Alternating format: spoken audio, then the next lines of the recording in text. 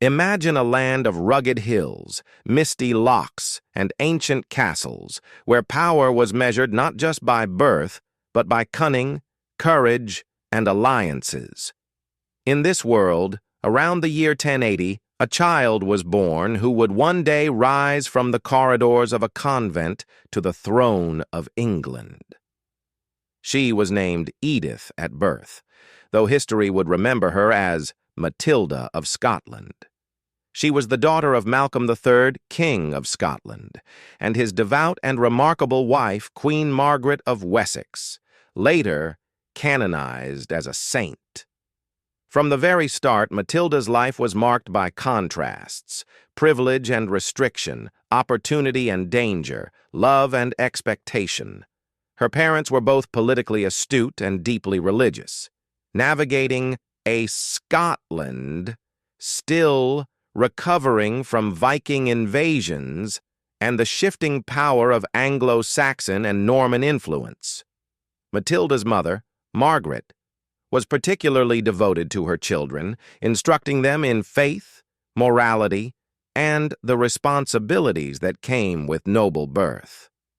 She called her children mea viscera, her own flesh, emphasizing both the love she bore them and the duty they carried as future leaders. Matilda's early life was filled with lessons in religion, literature, and virtue. She had 3 older half-brothers from her father's first marriage and 6 full siblings, including a sister, Mary. Yet even in a royal household, life was not entirely secure. Scotland at the time was a land of political tension, with Norman influence creeping in from the south and internal rivalries threatening even the king's family. By the time she was barely 5, Matilda and Mary were sent away to live with their aunt Christina, a nun at Romsey Abbey in southern England. While convents were often used as educational centers for noble girls, this separation from her family marked the first of many personal struggles for young Matilda. She was entering a world of strict discipline, religious expectation, and imposed obedience, where even the smallest acts were monitored and controlled. At Romsey, Christina took responsibility for the nieces' education, teaching them not only letters and literature, but also the strict rules of religious life. Matilda and Mary were required to wear the habit and veil of a nun, a symbol of their supposed dedication to God. But for Matilda, the veil became a mark of restriction rather than piety. She resisted the constraints quietly at first, but as she grew older, her strong will became impossible to ignore. The young princess was intelligent, perceptive, and spirited, qualities that her education in the convent could not suppress. Historical records, such as those of the monk Orderic Vitalis, note that noble girls were educated in literature, ethics, and sacred learning. But Matilda's personal experience was shaped by her defiance and growing sense of agency. Even as a child, she understood that her life was being guided by the hands of others, and that her own voice mattered. Tragedy and danger were never far from her young life. Scotland itself was a land of shifting power, with kings and nobles vying for control. Matilda's father, Malcolm III, ruled with strength, but faced constant threats from rivals and from England. Her mother, Margaret, provided stability and love, but this too would be tragically short-lived. The world that Matilda entered was harsh, a place where death and political upheaval could strike without warning, shaping the courage and resilience that would later define her. By the time Matilda moved to Wilton Abbey before 1093, she was entering an even stricter environment. Wilton was one of the most important convents for noble girls in England, known for its rigorous religious training and education. Here, the veil and habit were not just symbolic. They were daily reminders of obedience, humility, and religious devotion. Matilda, however, was no ordinary girl. She resisted these impositions, rebelling in small acts that would foreshadow the defiance and determination that would characterize her entire life. Even the visit of her father to Wilton Abbey could not suppress her spirit. According to later accounts, Malcolm III was furious to see his daughters veiled, declaring that they were meant for marriage, not a life of seclusion. This moment was not only a family confrontation, but also an early glimpse of the tensions between duty, personal desire, and political expectation that Matilda would face repeatedly throughout her life. Yet amidst the strict rules and early rebellion, Matilda learned crucial lessons that would serve her well. She mastered reading and writing, studied religious and secular literature, and learned the etiquette and diplomacy required of a noblewoman. Her education was demanding, but it forged in her a mind capable of strategy, persuasion, and eloquence, tools she would later wield to claim her freedom and her crown.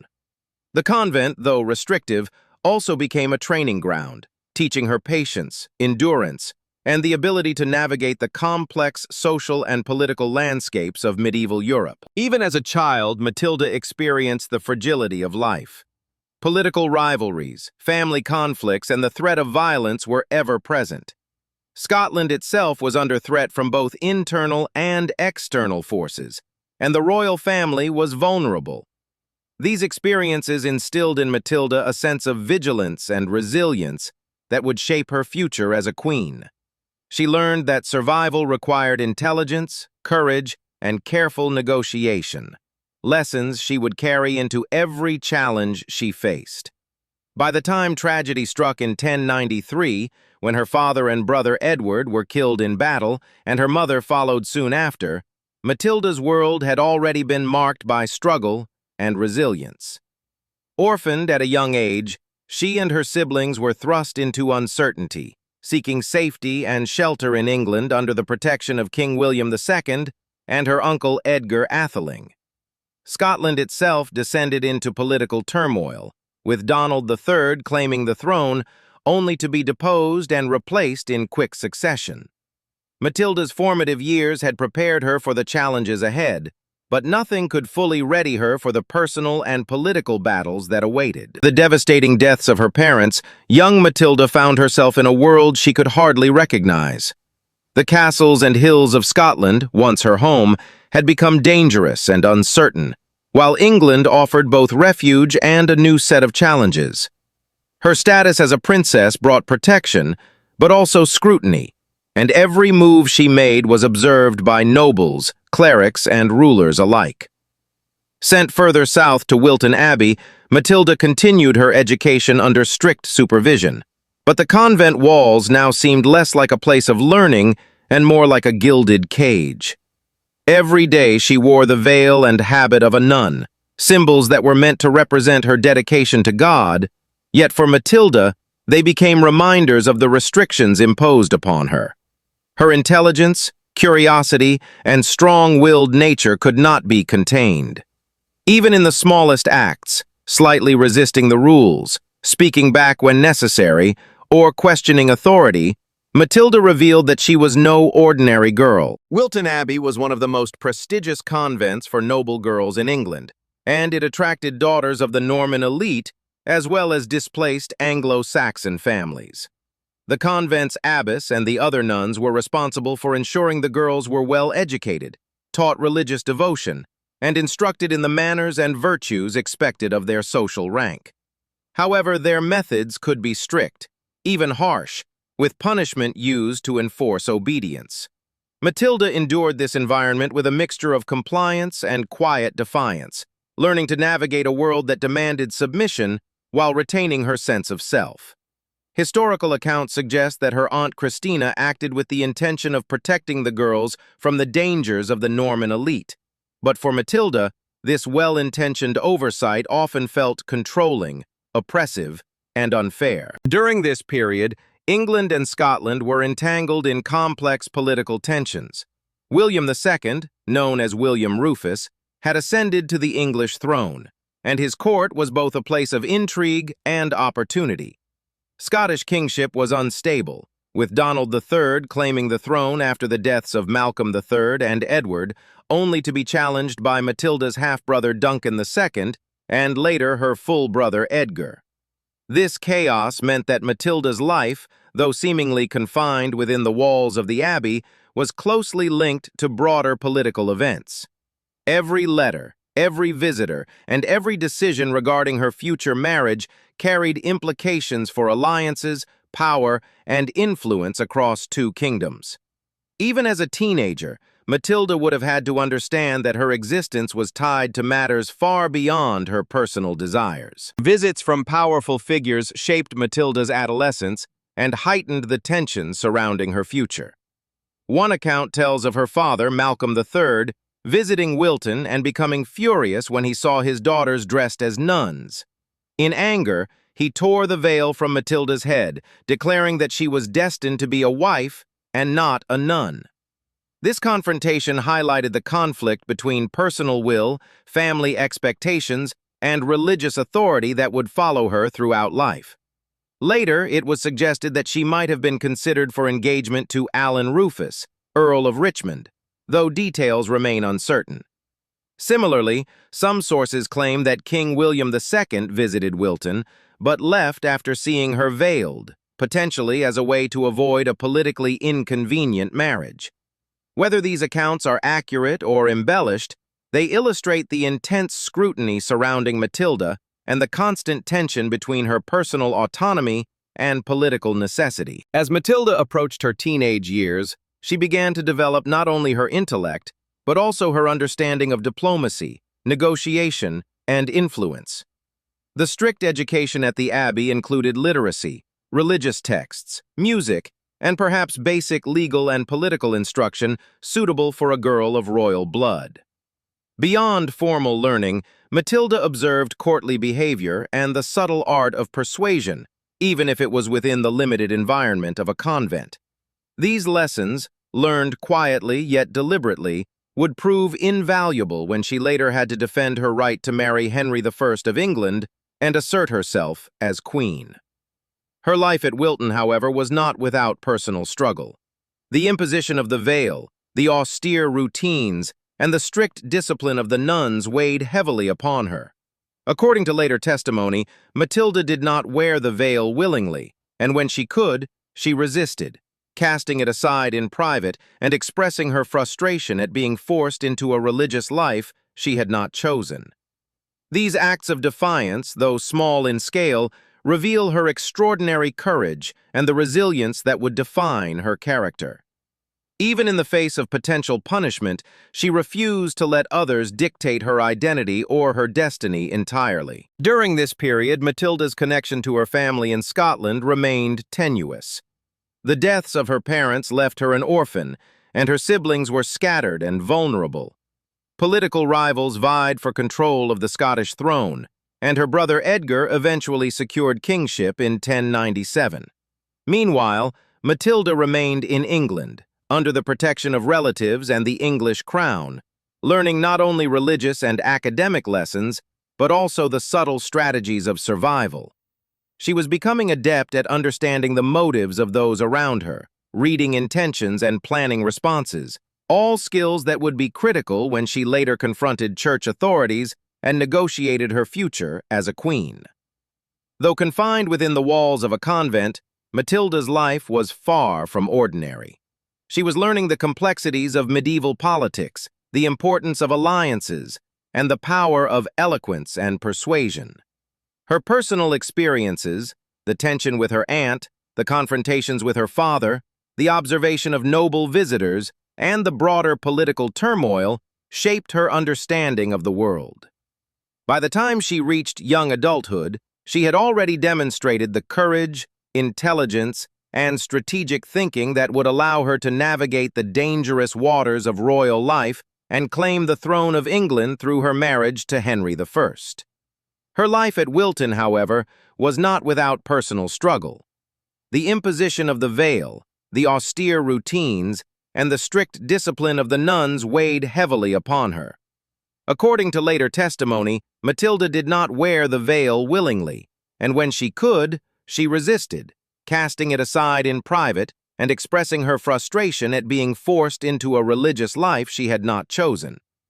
These acts of defiance, though small in scale, reveal her extraordinary courage and the resilience that would define her character. Even in the face of potential punishment, she refused to let others dictate her identity or her destiny entirely. By the late 1090s, Matilda's education and upbringing in the convent were coming to an end, and the question of her marriage loomed large. With her father gone and the Scottish throne contested, her future was uncertain. Yet she had already shown the determination and skill necessary to secure her destiny. Her story, which might have been one of confinement and limitation, was instead becoming one of triumph, strategy, and courage, a story that would ultimately take her from the veiled halls of a convent to the crown of England. After the death of her parents, Matilda's life became a journey of survival as much as education. The young princess, barely into her childhood, was thrust into a world of uncertainty and danger, her royal lineage both a shield and a target. Scotland was no longer safe. Her paternal uncle, Donald III, had claimed the throne, and even her siblings' futures were uncertain as rival factions vied for control. In the midst of this chaos, Matilda and her siblings were forced to leave their homeland, seeking protection in England. Though exiled, this period became crucial in shaping her understanding of politics, power, and the delicate balance between survival and ambition. England offered refuge but brought its own set of challenges. The Norman rulers had only recently conquered the land, and tensions remained high between the Anglo-Saxon population and the new elite. Matilda's presence as a Scottish princess placed her directly within the web of alliances, diplomacy, and royal ambition. She was under the guardianship of influential figures, including King William II of England and her maternal uncle, Edgar Atheling. While their protection kept her safe, it also subjected her to the scrutiny of a court that was politically astute and often ruthless. Every interaction, every decision about her education, behavior, or future marriage was observed through the lens of strategy, diplomacy, and the interests of powerful men. During her exile, Matilda's life was far from passive. Though she remained largely in convent settings, she developed an acute awareness of the complexities of power. Her education continued, now supplemented by lessons in negotiation, rhetoric, and the subtle arts of persuasion. She observed the behavior of nobles, the dynamics of courtly life, and the consequences of political maneuvering. These observations, though indirect, were invaluable. They allowed her to cultivate a mind capable of strategy and foresight, skills that would later enable her to challenge the church, negotiate with Henry I, and secure her position as queen. Despite her young age, Matilda showed remarkable resilience. The convent, though restrictive, became a place where she honed her intellect and judgment. She learned to balance obedience with subtle resistance, compliance with strategy, and humility with assertiveness. Her upbringing had taught her the importance of virtue, piety, and education, but exile had taught her the practical skills necessary for survival. She observed the dynamics of those around her, guards, nuns, visiting nobles, and influential clerics, and understood that intelligence and foresight could compensate for physical vulnerability or political disadvantage. During this time, the situation in Scotland continued to evolve. Her uncle Donald III was deposed multiple times, and her brother Edgar eventually secured the throne in 1097. These changes, while distant, had a direct impact on Matilda's status and future prospects. Her family's continued prominence, even in exile, made her a figure of importance in England. Her Scottish lineage, combined with her upbringing in English convents, positioned her as a bridge between two worlds, a princess with the bloodline of kings and the education to navigate the complexities of the Anglo-Norman court. It was during these years that Matilda also became aware of the expectations surrounding marriage and alliances. As a princess of Scottish royal blood, she was a valuable asset, and her hand was sought by several prominent noblemen. After the death of Alan Rufus, Earl of Richmond, she was reportedly considered for William de Warenne, Earl of Surrey, though the marriage never materialized. These proposals were not just about personal relationships. They were tools of diplomacy, aimed at securing alliances, strengthening claims, or consolidating power. For Matilda, navigating these proposals required tact, patience, and an understanding of her own value within the shifting landscape of power. During this time, the situation in Scotland continued to evolve. Her uncle Donald III was deposed multiple times, and her brother Edgar eventually secured the throne in 1097. These changes, while distant, had a direct impact on Matilda's status and future prospects. Her family's continued prominence, even in exile, made her a figure of importance in England.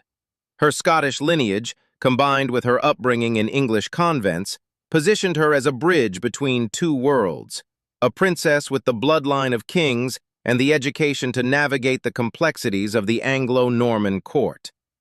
By 1100, Matilda was poised at the threshold of destiny. Henry I had just ascended to the English throne following the mysterious death of his brother William II. England's political landscape was tense and uncertain, and the choice of a bride for the new king carried immense consequences. The church initially questioned Matilda's eligibility, concerned that she had been veiled as a nun and might be bound by religious vows. But Matilda, armed with intelligence, eloquence, and a deep understanding of both human nature and law, was ready to defend herself. She prepared to challenge the assumptions of powerful churchmen, assert her freedom, and secure the marriage that would change the course of her life. During her years in exile, Matilda had also observed the subtleties of negotiation and influence. She learned that words could be as powerful as armies, that perception often dictated reality, and that courage could shape destiny even in the face of overwhelming odds. These lessons, learned through hardship and observation rather than formal instruction, would prove invaluable when she confronted Archbishop Anselm and the church authorities, ultimately securing her right to marry Henry I.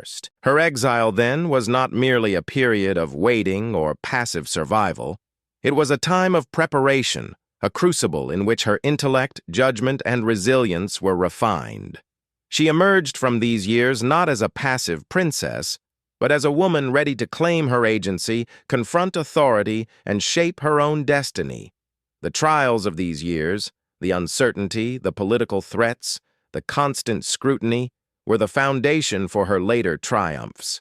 They forged in her the qualities that would define her life: courage, intelligence, strategic insight, and unwavering determination. By the time she reached the age where marriage negotiations could be seriously considered, Matilda was ready. She had endured the instability of exile, the pressures of political scrutiny, and the limitations imposed by her convent education. She had observed the politics of kings and nobles, understood the power of alliances, and cultivated the ability to speak persuasively. Every hardship she had faced became a lesson, every challenge a training ground, and every moment of uncertainty a step toward her ultimate goal, a life defined not by constraint, but by choice, influence, and legacy. The year 1100 was a turning point, not only for England, but for the life of Matilda of Scotland. Henry I had just become king, ascending the throne after the sudden and suspicious death of his brother William II, who had been struck by an arrow while hunting in the New Forest. Rumors swirled. Was it a tragic accident or a carefully orchestrated murder? England was tense, unstable, and full of ambitious nobles eager to seize advantage in the wake of the king's death. Amidst this political turbulence, Matilda's future hung in the balance. Her childhood in convents, her veiling as a young girl, and her royal Scottish blood all became factors in determining whether she would remain constrained by the Church's laws or rise to become the Queen of England. At the heart of this struggle was Archbishop Anselm of Canterbury, a powerful figure in both religious and political spheres. The Church questioned Matilda's eligibility for marriage, arguing that she had been dedicated to God and therefore might be bound by religious vows. To them, a woman who had worn the habit and veil of a nun, even as a child, was considered unavailable for marriage. To many, this was a strict interpretation of religious law, and initially, neither Matilda nor Henry I had the Church's full support. It was a critical moment. If the Archbishop's judgment held, the young princess would be barred from marriage, her life confined once again by religious authority rather than her own will. But Matilda was no ordinary princess, and this would not be a passive acceptance of fate. Supported by Henry I, who clearly admired and desired her, she prepared to defend herself, drawing upon the intelligence, eloquence, and resilience honed during years of convent education and exile. Unlike most women of her time, she had the ability to speak persuasively, to articulate her case with clarity, and to assert her rights in a world dominated by men. Her testimony, recorded by the monk Edmer of Canterbury, would later reveal a remarkable combination of courage, honesty, and legal reasoning that ultimately won her the day. Matilda began by addressing the claims that she had been offered to God or willingly dedicated to a religious life. She recounted her experiences in the convents of Romsey and Wilton, explaining that any veiling had been imposed upon her by her Aunt Christina, intended to protect her from the potential violence and unwanted advances of Norman nobles. She described how, as a young girl, she had obeyed in the presence of authority, yet privately resisted the imposition, casting off the veil whenever she could, groaning and trembling under the weight of rules she had not chosen. She emphasized that her father, Malcolm III, had himself torn the veil from her head in anger, declaring that she was destined to marry, not to live among nuns. These words were not merely a defense. They were a declaration of personal agency and a challenge to the authority that sought to constrain her. To strengthen her case, witnesses were called to testify on her behalf. Two archdeacons, William of Canterbury and Humbald of Salisbury, examined the convent records and spoke with the nuns who had overseen her upbringing. Their testimony confirmed Matilda's account. There was no evidence that she had taken vows willingly or been truly dedicated to God. Every detail of her story, from her childhood resistance to her father's intervention, was corroborated, creating a compelling argument that she was free to marry. The evidence was clear. Matilda had never been a true nun, and her claims were credible, well-founded, and supported by respected figures in the church. Even as the legal and religious arguments unfolded, the political dimension of the marriage could not be ignored. Matilda was more than a young woman asserting her freedom. She was a Scottish princess, the great niece of King Edward the Confessor, and a bridge between Anglo-Saxon and Norman heritage. Marrying her brought Henry I not only personal satisfaction, but also strategic advantage. Her bloodline lent legitimacy and strengthened alliances, demonstrating that royal marriages were never solely about personal preference. They were instruments of power, diplomacy, and influence. Henry's affection for Matilda and recognition of her political value created a powerful combination, ensuring that her case was considered with care and seriousness. The deliberations culminated in a synod of churchmen and nobles who weighed the evidence, Matilda's testimony, and the witnesses' statements. Despite initial misgivings, Archbishop Anselm and the council recognized that she had never been bound by vows and was free to marry. On 11 November 1100, Henry I and Matilda of Scotland were wed, and she was crowned Queen of England at Westminster Abbey. This marriage was not only a personal triumph, but also a victory of intellect, courage, and persistence. Matilda had fought for her right to shape her own destiny, and she had succeeded in the face of societal and religious authority that often silenced women. Her testimony reveals not only the story of a medieval princess overcoming obstacles, but also an extraordinary portrait of personal strength. Matilda was not merely reacting to events. She had thought deeply about her situation, understood the laws and customs that constrained her, and articulated a defense that was both emotionally compelling and logically sound. She demonstrated that even in a world dominated by male authority, a woman of intelligence and courage could influence her fate, assert her rights, and command respect. By securing her marriage to Henry I, Matilda set the stage for the next chapter of her life. A life that would combine personal affection, political influence, and the responsibilities of queenship. She transitioned from the veiled, confined spaces of convents to the public and ceremonial world of the English court, where she would exercise her intelligence, judgment, and diplomacy. Her victory was not just a private achievement, but a statement to history. The will, skill, and resilience of women could shape kingdoms, influence kings, and leave a lasting legacy. When Matilda stepped into Westminster Abbey to be crowned Queen of England, she was no longer a veiled convent girl, but a woman fully aware of the responsibilities, expectations, and power that came with her new role. At just around 20 years old, she had already endured exile, political uncertainty, personal loss, and the strict discipline of convent life. Yet these experiences had forged her into a queen who would be remembered not only for her royal blood, but for her intelligence, strength, and enduring influence. Her marriage to Henry I was said to be a love match, rare in an age when marriages were often political arrangements without regard for personal feelings. Contemporary accounts suggest that Henry admired and loved her deeply, and Matilda, in turn, proved to be a wise, loyal, and capable partner. When Matilda stepped into Westminster Abbey to be crowned Queen of England, she was no longer a veiled convent girl, but a woman fully aware of the responsibilities, expectations, and power that came with her new role. At just around 20 years old, she had already endured exile, political uncertainty, personal loss, and the strict discipline of convent life.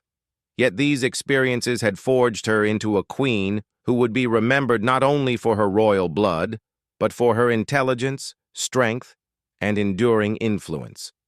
Her marriage to Henry I was said to be a love match, rare in an age when marriages were often political arrangements without regard for personal feelings. Contemporary accounts suggest that Henry admired and loved her deeply, and Matilda, in turn, proved to be a wise, loyal, and capable partner. Life in the royal court was vastly different from the cloisters she had known, and Matilda adapted quickly. She learned the subtleties of English politics, the workings of the royal household, and the expectations of a queen. More than just a ceremonial figure, she took an active interest in governance, offering counsel to Henry, and participating in decisions that shaped the kingdom. Her understanding of diplomacy, gained through years of careful observation and personal experience, made her a trusted advisor and mediator in court affairs.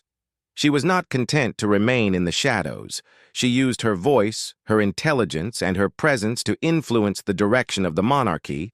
Queen Matilda also devoted herself to her family and the management of her household. She and Henry had children, starting with a daughter, also named Matilda, born in February 1102, followed by a son, William, in late 1103. These children were not only heirs to the throne, but also symbols of the continuation of both Scottish and Anglo-Norman royal lines. Matilda took great care in their upbringing, ensuring that they received the education, guidance, and values that would prepare them for the responsibilities of leadership. Her approach to motherhood combined the compassion she had experienced from her own parents with the discipline and foresight she had learned in the convents, creating an environment that nurtured intelligence, virtue, and resilience. Despite the joy and fulfillment that family life brought, Matilda's role as queen was not without challenges. Henry I was a powerful, ambitious, and sometimes demanding king. The English court was full of intrigue, rivalries, and political maneuvering, requiring constant vigilance and strategic thinking. Matilda navigated these challenges with grace and intelligence. She was known for her piety, her charitable works, and her attention to justice, qualities that earned her the respect and admiration of nobles, clergy, and the people alike. Her Scottish heritage and Anglo-Saxon connections made her a unifying figure in a kingdom still adjusting to the Norman conquest, allowing her to build bridges across cultural and political divides.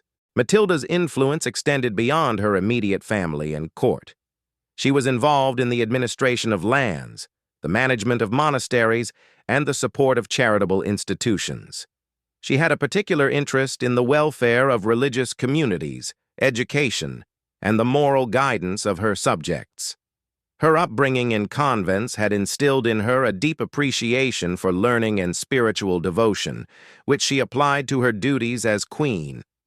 She was a patron of churches and monasteries, often using her position to advocate for reforms, support clergy, and ensure that religious institutions were well managed and justly treated.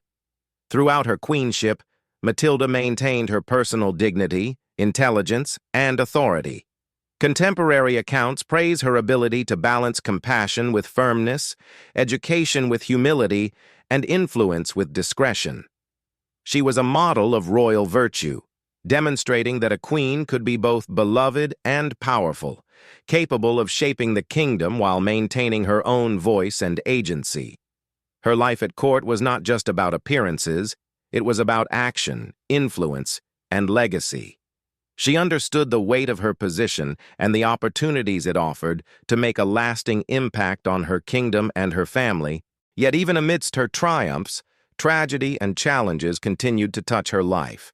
Her son William, heir to the throne, would later die in the White Ship disaster of 1120, a devastating event that shook the monarchy and reshaped the succession. While this loss occurred after her own death, it underscores the precarious nature of medieval royalty, where joy and grief were closely intertwined, and where political stability often depended on the survival of heirs. Matilda, aware of these uncertainties, worked diligently to ensure that her children were prepared for the responsibilities that might one day fall to them, understanding that their education, alliances, and character were central to the continuity of the royal line. By the time of her death in 1118, Matilda had established herself as one of the most remarkable queens of her era.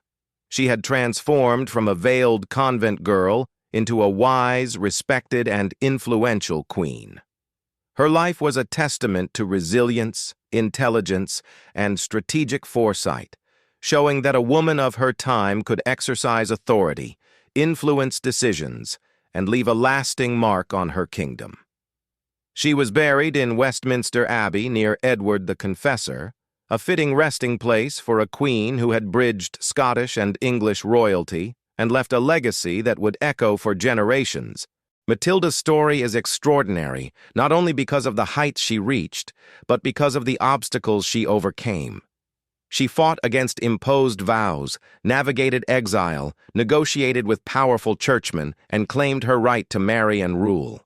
Her life demonstrates that courage, intelligence, and persistence can overcome societal constraints, and that the voice of a determined woman can shape history. Queen Matilda was more than a royal figure.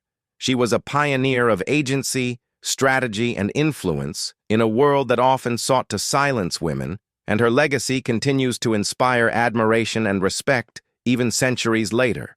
The story of Matilda of Scotland does not end with her death in 1118. In many ways, her true legacy only began afterward. Though she herself had passed away, the foundations she had laid, through her marriage, her influence on Henry I and her children, continued to shape the future of England. Her eldest daughter, also named Matilda, became a central figure in one of the most turbulent periods in English history, known as the Period of the Anarchy. This daughter, later called Empress Matilda, would inherit her mother's determination, intelligence, and courage, traits that would prove essential in her own struggle to claim the English throne. Beyond her children, Matilda of Scotland left a lasting mark on England through her contributions as queen. Her marriage to Henry I had strengthened the monarchy, bridged cultural divides between the Anglo-Saxons and Normans, and brought Scottish royal blood into the English royal line. She had been a stabilizing and respected figure in a court that was often volatile, balancing influence, piety, and diplomacy. Even after her death, the institutions she had supported, monasteries, churches, charitable works continued to benefit from her guidance and patronage. She demonstrated that a queen could be more than a ceremonial figure. She could exercise soft power, shape politics, influence governance, and leave a tangible impact on her kingdom. Matilda's legacy also lies in the example she set for women in positions of influence. At a time when women were often expected to be passive and submissive, She had fought for her autonomy, defended her rights against church authorities, and established herself as an equal partner in a powerful marriage. Her ability to navigate political, religious, and familial pressures with intelligence and dignity provided a model for female agency in a deeply patriarchal society. Her life showed that determination, wisdom, and strategic foresight could allow women to exert influence and leave a lasting legacy even in eras that sought to limit their voices. The influence of Matilda of Scotland can also be traced in the long-term stability and continuity of the English crown. By securing her marriage to Henry I and ensuring the proper upbringing of her children, she created a lineage that would carry forward both Norman and Scottish bloodlines. Her daughter, Empress Matilda, and later descendants, including Henry II and the Plantagenets, were directly linked to the foundation Matilda had established. The succession struggles that followed, while chaotic, were shaped by the foresight, education, and alliances that Matilda had put in place during her life. In this sense, she was not only a queen of her time, but a queen whose influence rippled through generations. Her story, from a veiled convent girl to a powerful and respected queen, remains remarkable centuries later. She had overcome personal hardship, navigated exile, challenged church authority, and carved out her place in history. Even though she lived in a world that often sought to constrain women, Matilda asserted her agency, fought for her rights, and demonstrated intelligence, courage, and resilience. These qualities made her more than a historical figure. They made her a role model for generations to come. Matilda of Scotland's life reminds us that history is often shaped not only by kings and battles, but also by the intelligence, courage, and determination of those who operate behind the scenes, navigating social, political, and religious pressures to create a legacy. Her triumph over the constraints imposed upon her by convent life, exile, and the church illustrates that personal agency, when combined with strategy and wisdom, can change the course of history. Even centuries later, her story continues to captivate historians, scholars, and anyone inspired by tales of courage and determination. She transformed her circumstances into an opportunity to shape her destiny, influence a kingdom, and leave a legacy that would outlive her. In her own lifetime, she was a queen who balanced piety, intelligence, and influence. After her death, her lineage and the foundations she had laid ensured that her impact on English history would endure for generations. Matilda of Scotland, once a veiled convent girl, had become a queen, a mother, a strategist, and a symbol of what determination, courage, and intelligence can achieve. Her legacy was not only in the lineage she produced or the kingdom she helped stabilize, but in the example she set, that even in a world stacked against them, women could assert influence, defend their rights, and leave a mark on history that would resonate long after their passing. Her life, a combination of personal triumph, political acumen, and maternal foresight, remains a shining example of how one individual's courage and determination can change the course of nations. Her story, from a veiled convent girl to a powerful and respected queen, remains remarkable centuries later. She had overcome personal hardship, navigated exile, challenged church authority, and carved out her place in history. Even though she lived in a world that often sought to constrain women, Matilda asserted her agency, fought for her rights, and demonstrated intelligence, courage, and resilience. These qualities made her more than a historical figure. They made her a role model for generations to come.